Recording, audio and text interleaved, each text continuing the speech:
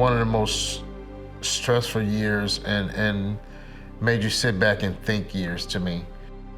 She came into my man cave and she sat down, she said, "I got something to tell you." And I was like, "What's wrong?" She's like, she said that she was getting laid off. What are we gonna do?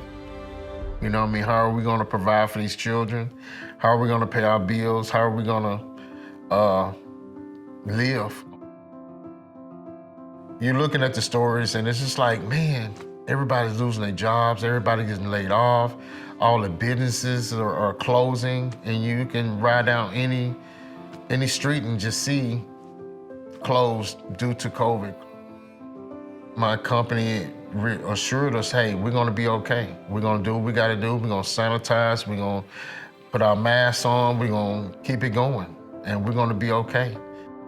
When that happened, it was just like, weight was lifted off of me knowing that I work for a company that's gonna take care of me and gonna help me in my time of need.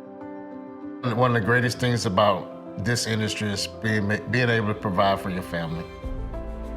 And after COVID, we still trying to get back, and then next thing you know, the ice storm comes and it's just like, just sweeps your feet from under you again. I got a call saying that a pipe had burst in building 1 and it was on the 2nd floor.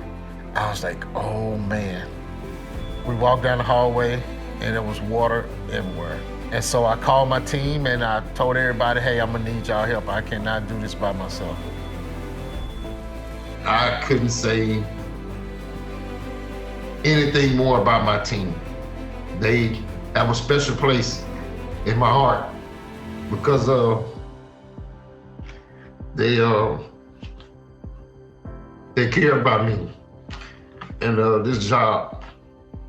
Each one of them said without a hesitation, I'll be right there, I'll be right there, I'll be right there.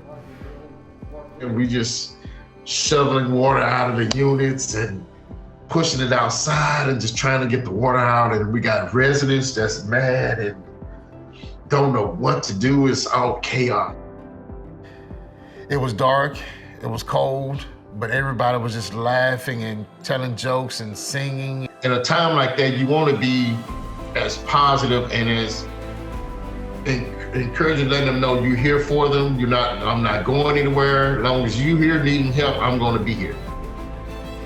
I want to make people feel like no matter what situation they might have on this property or in their unit, that we're going to make sure they're okay.